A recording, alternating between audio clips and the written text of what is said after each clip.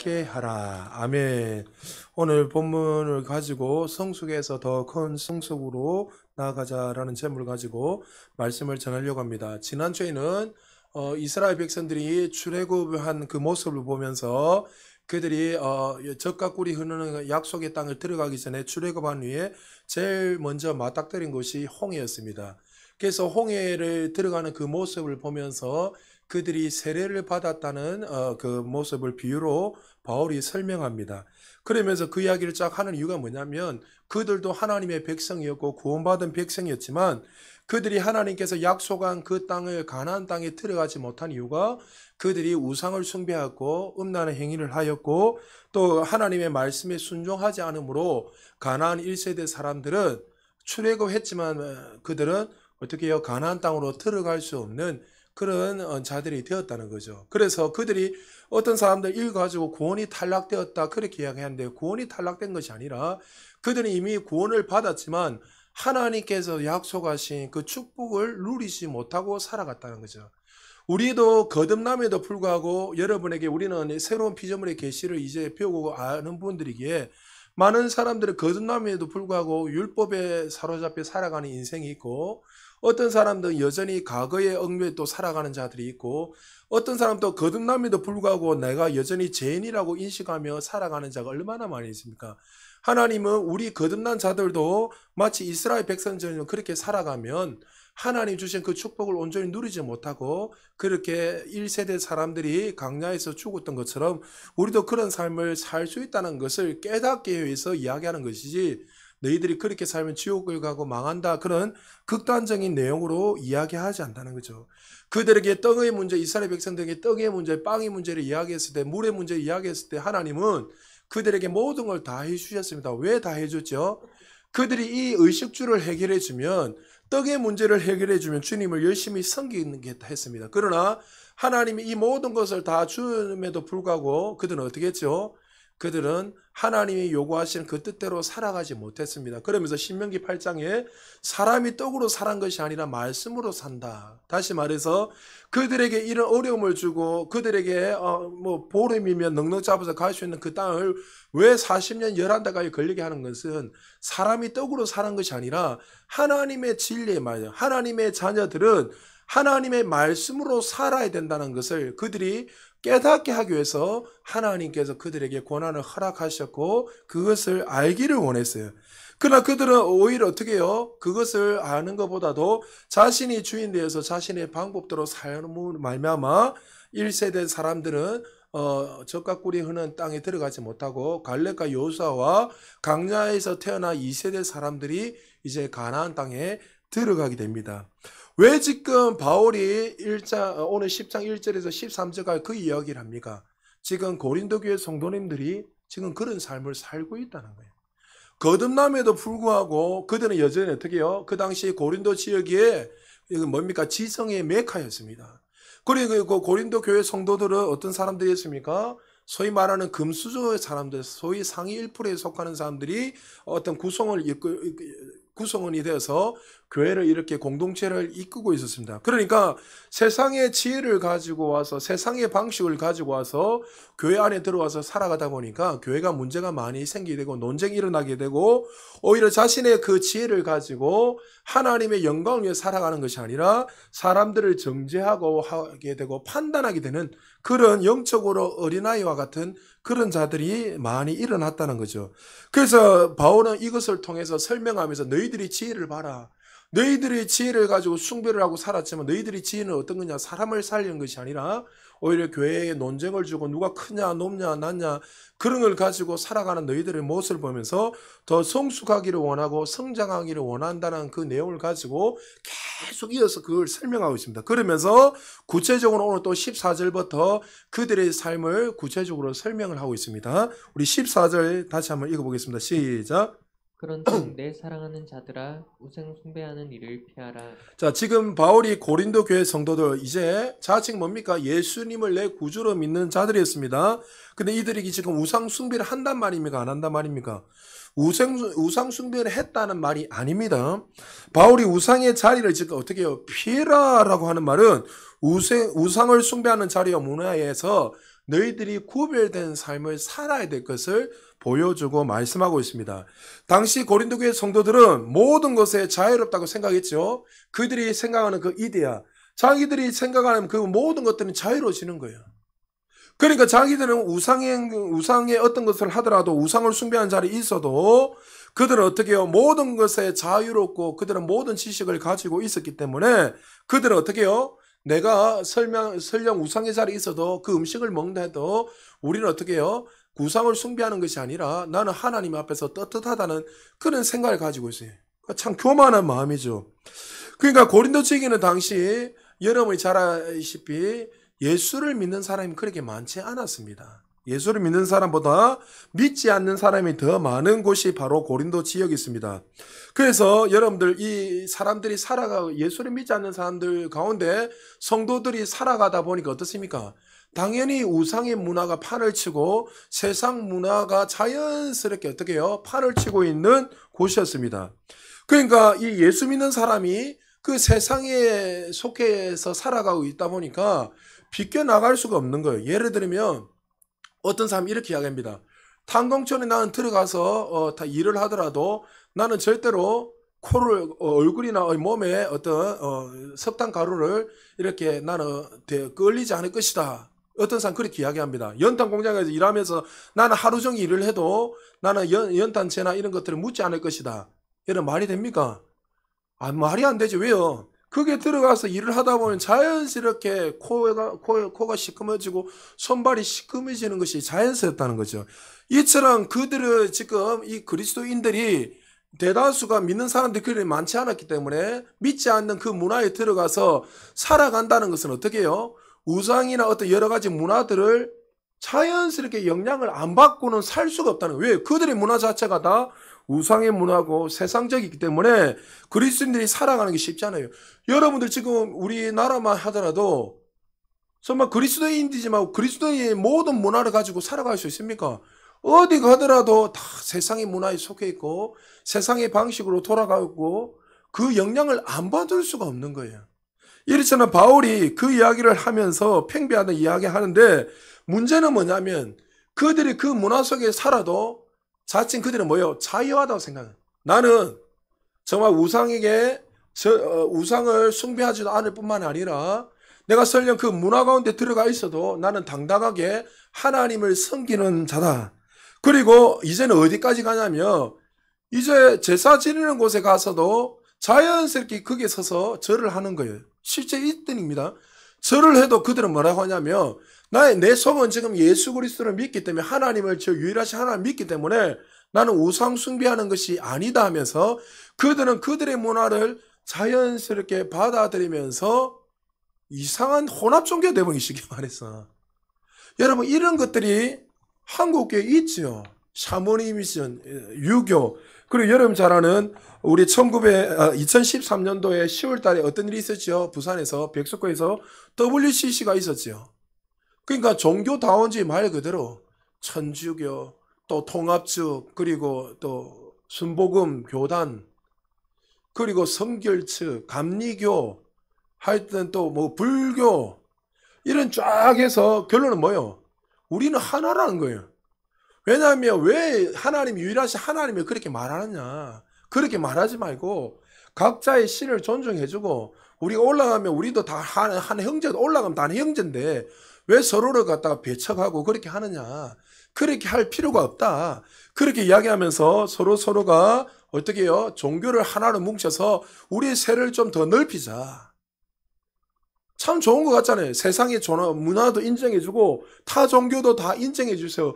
우리가 그렇게 해서 좀 살아가면 얼마나 좋지 않느냐. 왜 굳이 우리끼리 서로 구원이 기독교밖에 없다고 그렇게 하면서 싸우느냐. 예수에는 왜 없다고 그렇게 싸우느냐. 그때 여러분 그 기도 내용 공동 기도문이 있었습니다. 제가 한번 읽어드릴게요. 그것이 떴다가 한참 말이 많으니까 사라졌어요. 그 어떤 분이 캡처해놨는데 제가 한 부분을 읽어드릴게요. 그 사람들이 같이 모여서 공동 기도 내용이 뭐였냐면 오 하나님 부처님 종교는 달라도 진리의 뿌리는 하나 만물이 한 배에서 나와 한 사랑을 먹고 사는 식구요 생구인 것을 믿습니다. 하늘에 계신 하나님, 부처님, 성모 마리아님과 세산 대종사님의 마음에 연하여 오늘 4대 종단의 종교 여성이 일심으로 간구하오니 부디 이 땅에서 죽음의 구판 대신에 신명나는 살람의 구판이 벌어지도록 인도하여 주옵소서.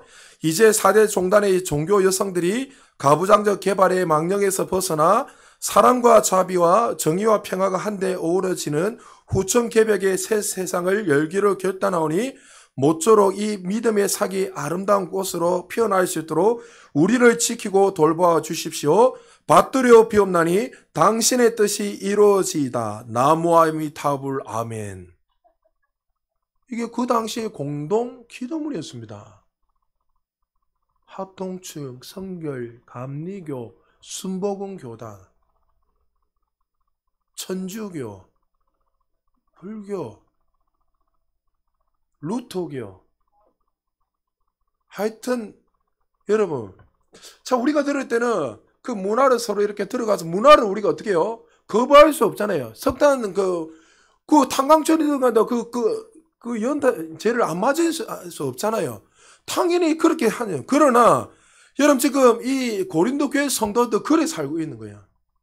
아, 나는 떳떳하다. 나는 자유하기 때문에 그들이 그 문화 속에 안 들어갈 수 없으니까 들어가면서 하면 어떻게 했냐면 자연스럽게 들어가서 그들과 함께 서서 절하는 거예요. 여러분, 절한다고 지옥 가는 거 아니에요, 여러분. 여러분, 절한다 지옥 갑니까? 안 그러죠. 우리는 이미 거듭났잖아요. 그런데 그렇게 어떻게 해요? 지금 왜 바울이 이야기를 할 거예요? 이스라엘 백성들도 그리 살았다는 거예요. 그들도 유일하신 하나님 믿는다 인정을 했고 그들도 그리 살았지만 어떻게 해요? 하나님이 적과 꾸는 그 가나안 땅에 들어갈 때 반드시 명령한 내용이 있었습니다. 레위기 신명기를 쫙 읽어보면 너희들은 그게 7장에도 나와 있어요. 딱 읽으면 뭐라냐면 그 사람들과 결혼도 하지 말고 그들의 우상도 섬기지 말고. 왜 섬기지 말했을까? 왜 결혼하지 못한 거야? 그들과 섞이는 순간에 어떻게 해요? 너희들이 타락해서 하나님이 유일하신 하나님을 바라보지 않고 이렇게 된다는 것을 그들에게 끊임없이 언제까지요? 모세가 죽기 직전까지 이야기했어요. 요수아도 죽을 때 그 이야기했습니다. 너희들이 어떻게 강을 건너와서 히브리인들이 건너와서 어떻게 되었고 조상들이 어떻게 해서 이러다니 쫙 설명해 주면서 너희들 하나님의 명령을 지키면 하나님이 약속하신 그 약속들이 이루어질 것이다. 그 이야기. 그들은 구원받은 백성입니다. 거듭난 자들인데 불구하고 하나님께 주시는 그 축복들을 누리지 못하고 그렇게 간 거예요.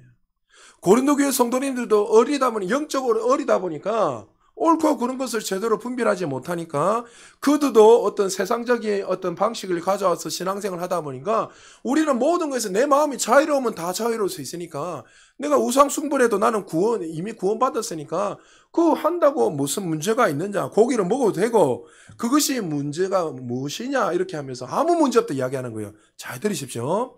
형식적인 신앙생활은 우리가 사실 지향해야 하지만 신앙생활을 하면서 형식과 격식을 갖추는 것이 너무나 중요합니다.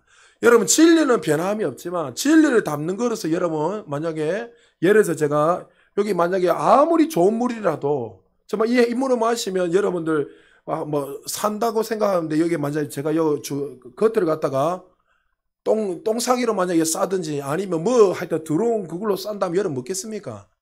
형식도 중요하다는 거예요. 형식이 구원을 시키는 건 아니지만 거듭났다면 거듭난 자답게 형식과 어떤 격식을 갖추는 게 너무나 중요하다는 거죠. 예를 들면 술을 먹지 않는 그리스도인이 있습니다. 그런데 그는 이제 해서 직장 생활을 하다 보니까 날마다 마치고 나면 어떻게 해요? 다 믿지 않는 사람들 문화니까 술을 한 잔씩 해러 가자입니다. 직장 생활 하다 보면 그렇게 갈 수 있단 말이죠. 그러나 그 친구는 그리스도인이니까 하나님의 자녀니까 술자리에 늘 앉아 있지만 그 맥주병에다가 맥주병 맞아요? 그 뭔 잔입니까? 맥주 잔에다가 술을 마시지 않고 콜라를 마셔서 자기는 그냥 마시는 거야. 절대 술을 안 마셔요. 그러니까 장이 떳떳한 거예요. 맞죠? 근데 문제는 뭐냐면 어느 날 갑자기 그 자리에서 술자리에서 나오다가 교회 다니는 사람, 같이 다니는 어떤 새신자나 다른 사람이 그 모습을 본 거예요. 그러니까 그 모습을 보는 순간 어떻게 되게 장인은 떳떳하고 나는 술 안 마신다 하지만 그 사람이 연약한 사람이나 다른 사람 통해서 오해를 살 수 있고 하나님 영광이 가릴 수 있다는 거예요. 자, 여러분, 제가 막 계속 술자리 앉아. 저는 절대 술 안 마시니까. 제가 매일 술자리가 나이트클럽 계속 앉아요. 나는 춤 안 추니까. 그래서 제가 만약 그 자리에 나오면 여러분들이 어떻게 인식할까요? 아, 우리 목사는 그렇지는 않을까 하면서도 그렇지만 여러분의 마음이 불편할까 안 불편할까요? 불편하지요. 지금 바울이 그 이야기한 거예요. 그러니까 오해하기 딱 좋은 상이에요. 고린도 교회 성도들 이처럼 우상을 숭배하는 것은 아니었지만 그 문화에 무신경할 정도로 익숙해져서 사람들의 주변 사람 믿지 않는 사람 것도 연약한 자들에게 오해를 사는 경우가 너무나 많은 거예요. 지금 이 이야기는요, 자칭 믿음이 좋다는 그 사람들 때문에 문제가 자꾸 생기는 거예요. 왜? 연약한 사람들, 세상 사람들 그 모습을 보면서 나는 자유로우니까 하나님 보실 때 떳떳한데 그러나 어떻게 해요? 사람들이 볼 때는 오해가 사고 하나님 영광이 가리더란 거죠. 이런 모습들이 얼마나 많이 있는지 모릅니다. 여러분 술자리에 앉아가지고 성경 공부하는 게 맞아요? 제가 이야기했잖아요. 세상 사람들 볼 때 그때보다 그렇게 보는 순간에 네가 믿는 하나님이나 내가 믿는 부처나 똑같다 이렇게 인식해 봅니다. 자, 그러면서 바울이 그들에게 15절에 이렇게 말합니다. 같이 읽겠습니다. 시작. 나는 지혜 있는 자들에게 말함과 같이 하노니 너희는 내가 이르는 말을 스스로 판단하라. 자, 여기서 지혜 있는 자는 누굴까요? 고린도 교회 성도들, 자칭 자기들이 믿음도 좋고 똑똑하다는 그 사람들에게 지금 너희들이 지혜롭다 이야기하는 그 사람들에게 빗대어서 바울이 말하고 있습니다. 너희가 지혜롭다고 말하지 않느냐? 그들이 말하는 지혜는 뭡니까? 우상에게 바쳐진 고기를 먹어도 우리는 아무 상관없고 자유롭다. 우리는 우상 숭배를 하지 않기 때문에 우상에게 절하지도 않기 때문에 우리는 자유롭다. 나는 거듭났기 때문에 설령 내가 우상에게 절한다 할지라도 내가 제사 그 음식을 먹는다 할지라도 우상에게 바쳐진 그 제 음식을 먹는다 하더라도 나는 전혀 끄리낌이 없다. 그들이 가지고 있는 지혜였습니다. 그렇게 인식을 하고 그들은 살았다. 그러나 바울은 그렇게 해서는 분명히 안 된다고 단호하게 말하고 있습니다. 거듭난 그리스도인들은 세상의 문화에 떨어져 살 수는 없지만 어떻게 해요? 그들의 문화와 간섭에 철저하게 어떻게 해요? 구별된 삶을 살아야 될 것을 이야기하는 거예요. 그들에게 우리는 정말 이 세상에서 타락한 이 세상에 떠나서 살 수는 없잖아요. 떠나서 살려면 어떻게 살아야 합니까? 산으로 올라가든지 무인도에서 살아야 돼요. 그러니까 극단이 이상한 이단이 나오는 거잖아요. 그렇게 해서는 살 수가 없어요. 왜요? 우리는 문화에 들어가서 복음을 전해야 돼요. 그럼 문제는 뭡니까? 너희가 들어가실 때 어떻게 되는 거예요? 그 사람들에게 이 땅에 발을 디디고 살아가지만 너희들은 구별된 삶으로 살아야 되는 그 이유가 뭡니까? 우리의 모습을 통해서 예수를 믿지 않는 사람과 나중에 말하겠지만 그리고 연약한 자들에게 어떻게 해요? 그 사람을 세우고 하나님의 영광을 드러내기 위해서 그렇게 살아야 될 것을 바울이 이야기하는 거예요. 그러니까 이들이 지금 연약하니까 얼마나 그렇게 사니까 세상 사람들이 볼 때 연약하게 볼 때 이 사람들이 정말 믿는 하나님이 정말 맞는가 얼마나 그걸 통해서 오히려 시험이 들고 낙심하지 않겠냐는 거죠. 그러면서 바울이 구별해서 살아야 될 것을 구체적으로 18절에서 21절까지 말하고 있습니다. 한 절씩 교정합니다. 육신을 따라 난 이스라엘이 보라 제물을 먹는 자들이 제단에 참여한 자들이 아니냐. 그런즉 내가 무엇을 말하느냐? 우상의 제물은 무엇이며 우상은 무엇이냐? 무릇 이방인이 제사하는 것은 귀신에 하는 것이요 하나님께 제사하는 것이 아니니 나는 너희가 귀신과 교제하는 자가 되기를 원하지 아니하노라. 너희가 주의 잔과 귀신의 잔을 겸하여 마시지 못하고 주의 식탁과 귀신의 식탁에 겸하여 참여하지 못하리라. 자, 이 이야기는 사실 구약에서 일어난 것들은 먼저 빗대어서 말하는 것인데 이스라엘 백성들은 어떻습니까? 그들은 거듭난 자들이고 하나님의 택감받은 백성이었습니다. 하나님을 나의 구주로 고백하며 살았던 자들입니다. 근데 신명기 7장에 보면 하나님께서 그들에게 이렇게 명령하시면서 아까 소도에 말하자 가나안 땅에 들어가면 너희는 우상을 섬기지 말고 우상도 만들지 말고 그들 이방인들과 결혼도 하지 말고 또 하나님 약속한 그 명령을 지키면 하나님께서 천대만대 복을 주시고 자손대대가 복을 받을 것이라고 그들에게 계속 이야기했습니다. 근데 그들은 어떻게 해요? 결론은 그게 들어가서 가나안하 돼버린 거예요. 바벨론하 돼버린 거예요. 말 그대로 세상에 우리는 절대로 유일하신 하나님만을 섬기겠습니다 하고 그렇게 했지만 그들은 우상을 숭배하고 세상 사람들과 그 이방인도 결혼하게 되고 또 음란한 짓거리를 하고 세상 사람들이 하지 못할 그 일들을 하면서 하나님 앞에 어마어마한 많은 범죄를 저질렀습니다. 하나님께서는 그것을 보면서 어떻게 해요? 그들은 뭘 하죠? 하나님, 우리가 가나안 땅에 살아가다 보니까 이 문화를 벗어나서는 제가 그냥 이렇게 쉽게 설명하는 겁니다. 벗어나서는 우리가 살아갈 수 없잖아요. 핑계대기 시작합니다. 하나님 입장 바꿔보세요. 우리가 여기 들어가면 그 문화 안에 들어가서 살아야 되고 그들과 교제도 해야 되고 또 그들 가운데 우리가 누리면서 같이 해야지만이 우리도 마음대로 편하게 살아갈 수 있는데 어떻게 우리가 그렇게 그 사람들하고 분리돼서 완전히 구별되게 살아갈 수 있습니까? 이 핑계를 댑니다. 이스라엘 백성들이. 그러니까 어떻게 우리가 이렇게 할 수 있느냐. 우리는 우상에도 절하지만 또 그들과 교제하지만 우리는 유일하신 하나님만을 의지하며 섬기며 살아갑니다. 그런데 오늘 성경에서는 뭐라 하죠? 그들과 같이 그들의 우상에 숭배하고 그들과 교제하는 그 모든 행위가 뭐라 했습니까? 귀신과 교제하는 행위라고 분명히 말씀하고 있습니다. 그러니까 너희들이 고린도 교회 성도님 지금 이렇게 하고 있는 거예요. 가서 절하고 우상 숭배하고 너희들이 거듭남에도 불구하고 하나님의 자녀답게 살아가지 않고 구별되는 삶이 아니라 마치 문화라는 그 미명 아래에서 그렇게 살아가는 모습을 보면서 귀신과 교제하고 있다고 바울이 말하고 있습니다. 똑같은 경우가 고린도 교회 성도들 사이에 일어났고 문화와 간섭이라는 명목으로 세상과 타협할 것이 아니라 그리스도인들은 구별된 삶으로 살아야 될 것을 바울을 통해서 하나님께서 말씀하고 있습니다.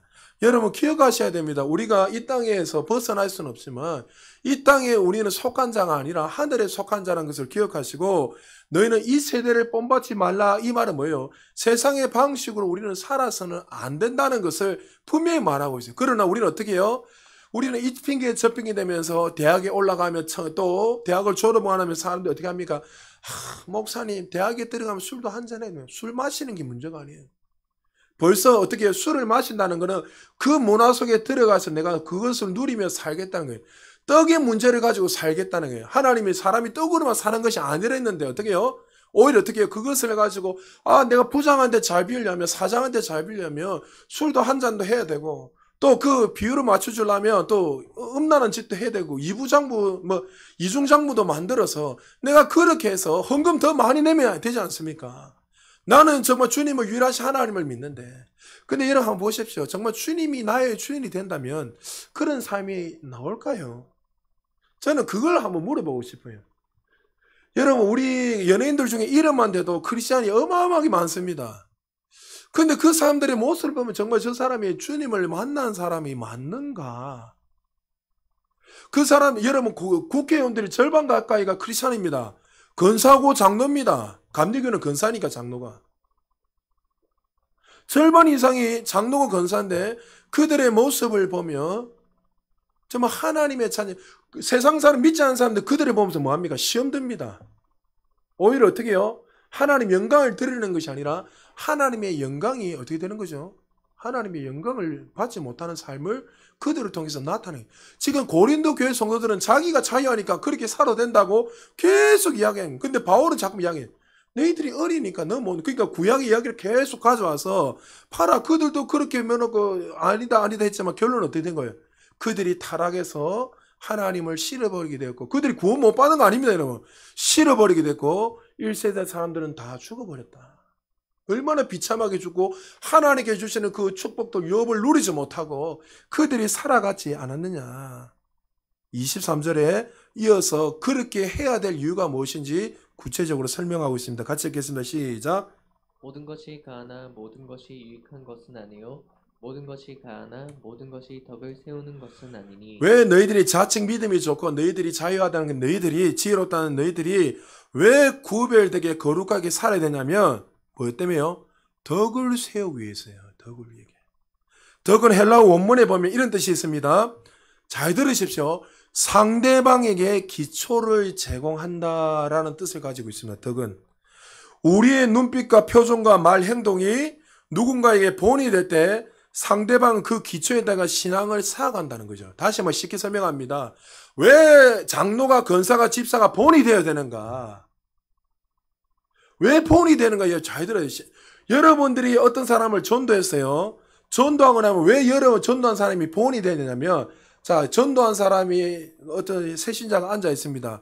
그러면 이 새신자는 누구를 보고 그 사람이 신앙이 쌓아갈까요? 목사 잘 안 봅니다. 맞죠? 누구의 모습을 통해서 신앙을 갖다 쌓아갈까요? 전도한 사람을 통해서, 아, 이 사람이 이렇게 하구나 저렇게 하면서 그 모습과 그 삶을 보면서 그 사람의 신앙이 어떻게 해요? 기초를 쌓아간단 말이죠. 이 무서운 말이죠. 바울이 지금 고기도 마음대로 먹을 수 있고, 바울도 얼마든지 전할 수 있고, 왜요? 자기는 이미 구원받았단 말이죠. 너희도 마찬가지예요. 그러나 왜 이렇게 해야 되는가? 덕을 위해서는 덕을. 저도 이 자리가 불편해. 왜요? 여러분에게 덕을 끼치기 위해서 저도 조심을 해야 되는 거예요. 말 한마디, 표정이나 어떤 태도들, 그냥 마음대로 막 하는 게 아니라, 왜? 제 모습을 통해서 어떤 분은 또 신앙생활은 저렇게 해야 되는구나 하면서 어떻게 하죠? 기초를 쌓아가기 때문에. 그래서 어떤 직분을 맡을 때마다 남의 형식 아니면 남한테 보여지는 것이 아니라 무게감이 큰 거예요. 왜? 나를 통해서 다른 사람이 세워지기 때문에. 그래서 바울은 그 부분을 지금 설명하면서 어떻게 해요? 너희들이 예수 믿지 않는 자들과 세상 사람들과 또 특별히 연약한 자들, 왜? 아까 자책 말하는 믿음 좋은 사람을 이야기하는 잖아요. 이 사람 때문에 믿음이 약한 자들이 자꾸 낙심하고 시험이 드니까 그 이야기 하는 거예요. 그래서 그 사람들을 위해서라도 너희가 어떻게 된다고요? 덕을 위해서, 세우기 위해서 너희들이 그 일들을 해서는 안 된다는 것을 바울이 설명하고 있다는 거죠. 그러면서 24절에 성숙한 자에 대해서 설명합니다. 같이 읽습니다. 시작. 누구든지 자기의 유익을 구하지 말고 남의 유익을 구하라. 자, 우리가 신앙생활을 하면 할수록 성숙해지면 더 성숙해질수록 나 중심에서 상대 중심으로 돌아가게 됩니다. 누가복음 10장에 보면 여러분 율법사에 대한 이야기 나옵니다. 그때 예수님에게 율법사가 질문하죠. 선생님, 내 이웃이 누구입니까? 이렇게 질문합니다. 율법교사는 율법에 대해서 다 아는 사람이었어요. 이웃에 대한 정의조사 자신으로부터 그런데 사실 보면 출발하고 있는데, 하지만 예수님은 이 이야기를 짜가면서 선한 사마리아인에 대해서 이야기하죠. 이야기하면서 내 생각에는 누가 강도 만난 자 이웃이냐고 예수님이 질문하십니다. 그 말씀의 이면에는 쉽게 말해서 이거예요. 선한 사마리아인보다도 네가 그 이웃이 되어주라는 그 이야기하는 거야. 그런 상황이 있을 때 네가 그런 이웃이 되어서 살아주라는 것을 예수님이 설명하고 이야기하는 거예요. 그러니까 여러분 신앙이 성숙해지면 성숙해질수록 어떻게 되죠? 나 중심에서 어떻게 되죠? 다른 사람을 세워주는 중심을 가는 거예요. 이게 중요합니다. 한국교회에 자꾸 한국교회 하는 거니까 많은 분들이 이 부분을 자꾸 놓치고 있어요. 그러니까 너 혼자 열심히 은혜 받고 되지. 그게 아니에요. 내가 정말 성숙해지면 성숙해질수록 남을 세우기 위해서 그 사람을 덕을 세우기 위해서 우리는 살아가게 돼 있는 거예요. 믿습니까? 여러분 그걸 잘 아셔야 돼요. 바울이 지금 그 이야기 하는 거예요. 남에게 보이기 위한 신앙이 아닙니다. 남에게 잘 보이기 위해서 이렇게 하는 게 아니라 이건 자연스러운 거예요. 거듭나면은 처음에는 내 중심적으로 모든 것을 생각하고 판단하고 살아가는 그 인생이 이제 점점 더 하나님을 더 깊이 만나면서 그 사랑을 알게 되고 신앙 연륜이 깊어지면 깊어질수록 어떻게 해요? 나의 유익을 구하지 않고 남의 유익을 구하는 사람이에요. 이 바울이 지금 그 이야기하는 거예요. 내 유익을 위해서 살아가는 것이 아니다. 내가 왜 지금 덕을 위해 세우고 내가 이 고기 먹을 수도 있고 내가 절할 수도 마음껏 나는 다 천국 가고 구원받은 백성이 마음껏 할 수 있는데 왜 내가 이렇게 안 하느냐. 나 때문에 시험 드는 사람도 있을 것이고 덕을 세우기 위해서 그리고 어떻게 해요?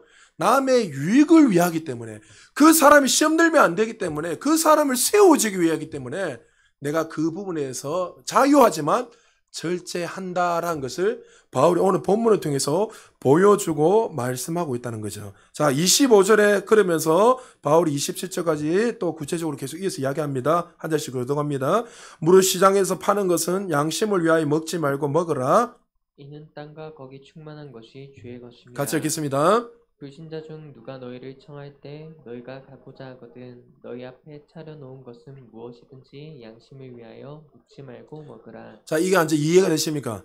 당시 시장에 판매하는 고기는 다 어디로부터 나온댔습니까? 우상에게 제물이 바쳐진 것이 자연스럽게 시장에 유통되었습니다.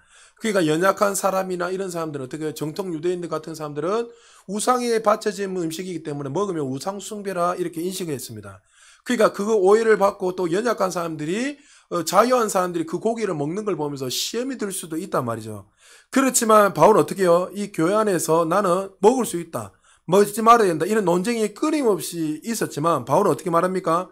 양심에 거리낌이 없다면 먹어도 된다는 거예요. 아무 이상 없다는 거예요. 이것이 먹는다고 구원이 탈락되는 거 아니라는 거예요. 왜 먹어도 됩니까? 26절에 설명하고 있죠. 모든 것이 누구의 것입니까? 하나님의 것이기 때문에. 할렐루야. 모든 것이 하나님의 것인데 뭐 그거 한다고 뭐가 되느냐. 그러나 그달하고 음식을 권한다면 너희 앞에 차려놓은 것을 어떻게 하라는 거예요? 그 사람 때문에 먹으라는 거예요. 이해되십니까? 여러분 우리 제사 음식 먹어야 안 먹어요? 예전에 많이 안 먹었죠. 지금도 안 먹은 사람이 있을 거예요. 왜? 먹으면 찝찝하잖아요. 저도 어릴 때부터 향냄새 맡기도 싫고 그러니까 막 자연스러워지잖아요. 어릴 때부터 그 문화 자체가. 그러니까 제사 음식 먹으면 막 불편한 거예요. 누가 아이들이 그 학교 다닐 때 친구들이 어저께 우리 제사했다 가지고 음식 그 제사 음식이 맛있잖아요. 화려하게. 차려오면 제사 음식이 되라면 저는 그냥 딴 데 쳐다보고 손도 안 댔어요. 어릴 때도. 근데 나중에 보니까 이게 잘못된 거였어요. 그 사람들이 만약에 안 먹게 되면은 시험 드는 거예요. 왜요?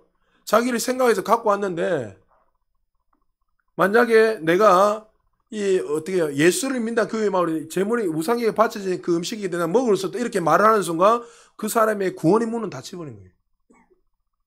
그러니까 바울은 어떻게 먹어도 된다는 그 사람이 차용 그것 때문에 아무 문제 없다는 거예요. 그러나 그 다음 구절이 이제 나옵니다. 28절 29절 같이 읽겠습니다. 시작. 누가 너에게 이것이 제물이라 말하거든 알게 한 자와 그 양심을 위하여 먹지 말라. 내가 말한 양심은 너희의 것이 아니요 남의 것이니 어찌하여 내 자유가 남의 양심으로 말미암아 판단을 받으리요. 우상에게 바쳐진 고기 먹을 수 있죠. 이거 먹는다 우상 숭배하는 것도 아니고 예수님 부인하는 것도 아닙니다. 그런데 만약 믿음이 약한 자들 또 세상 사람 볼 때 저거 우상에게 바친 고기인데 저 사람 먹어도 돼 우상 숭배 아니야 이런 말이 나오면 어떻게 해요? 그 약한 자들이나 그 예수 그리스도에서 모르는 사람들이 어떻게 해요? 그 남의 유익을 위해서 시험 들 수 있기 때문에 먹지 말라는 거예요. 그 사람을 의식하면 신앙생활 하는 게 아니라 연약한 자들이 시험 들지 않기 위해서 먹지 말라는 거예요.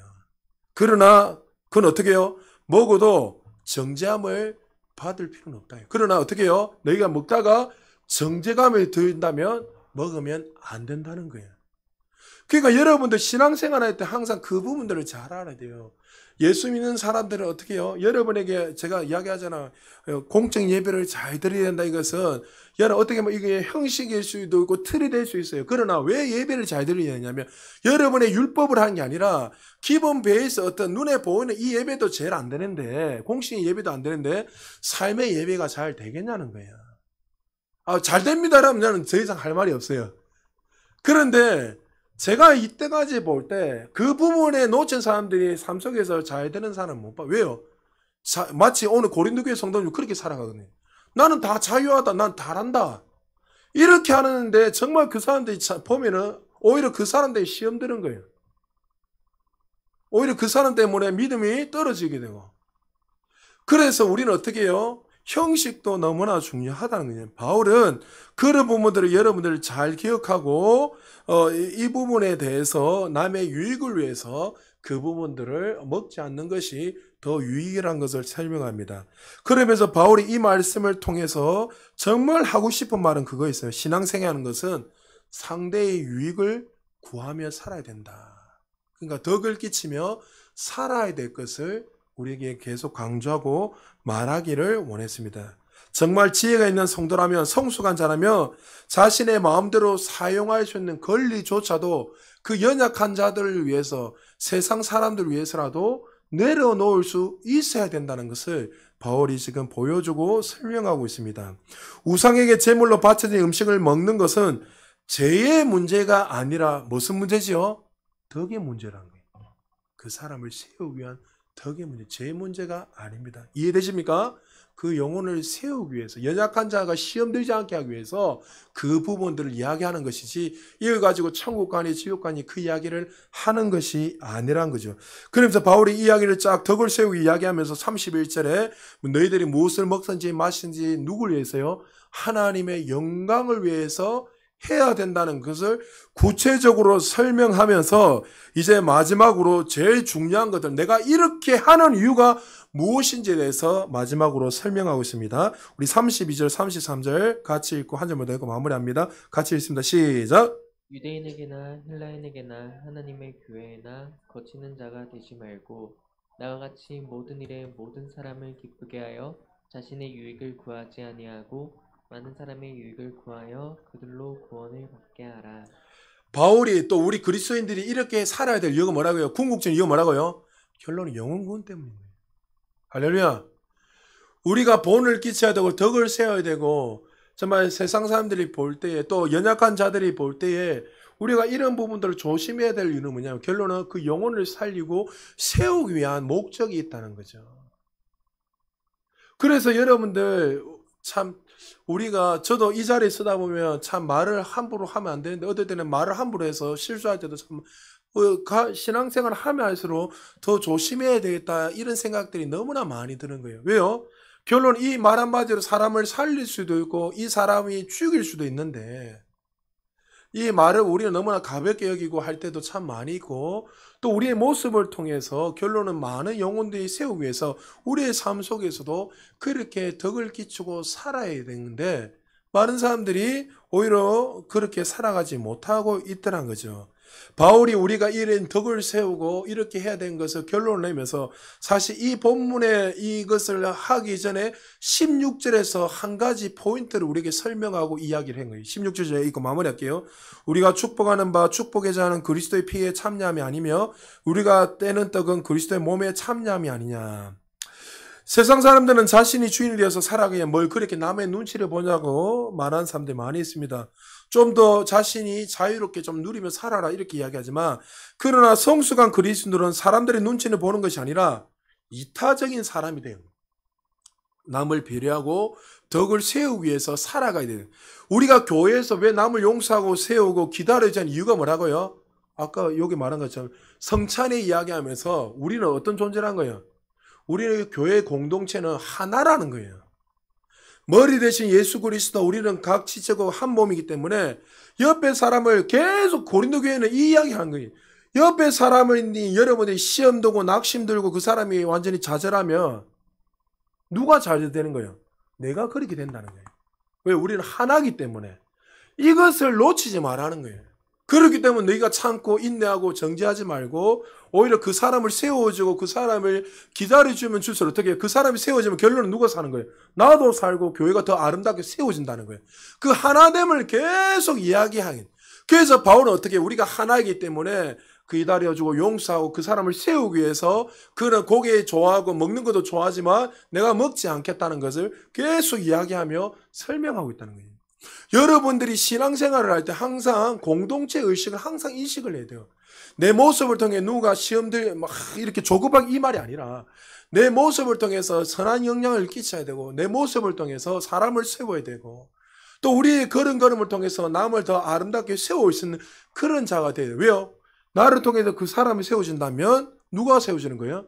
우리가 그리스도 안에서 우리가 전체가 세워지기 때문에 그래서 하나님이 이것을 통해서 너희들이 이타적인 사람 정말 나 중심에서 다른 사람 중심으로 세워지고 또 나의 모습을 통해서 하나님이 영혼들이 수많은 영혼들이 세우시기를 원하는 마음으로 하나님께서 바울을 통해서 우리에게 말씀하고 있습니다. 말씀 마무리합니다. 사랑하는 성도 여러분, 우리가 신앙생활 하다 보면 여전히 나 중심으로 신앙생활을 할 때가 참 많이 있습니다. 그럴 때마다 오늘 말씀을 통해서 내가 비록 모든 것을 자유하고 나는 남들보다 성숙하기 때문에 비록 내가 모든 것을 다른 사람은 뛰어나게 알고 있다 하지라도 그 사람이 만약에 시험에 든다면 그것은 온전한 성숙한 자의 모습이 아닌 것을 기억하시고 오히려 나를 통해서 그 사람이 만약에 시험이 든다면 그 부분 마치 오늘 본문에 말한 고기까지도 먹지 않은 또 그 사람이 시험이 된다면 제사 음식이라도 먹을 수 있는 그런 자가 되어서 여러분들이 아름답게 한 사람 한 사람 세우시고, 그리고 여러분들이 항상 공동체 안에서 하나라는 것을 잊지 마시고 늘 우리가 그리스도 안에서 더욱더 아름답게 교회를 세워가고 또 서로의 모습을 통해서 하나님의 온전한 영광이 드러나는 하나님의 사람들 되시기를 주의 이름으로 축복합니다. 우리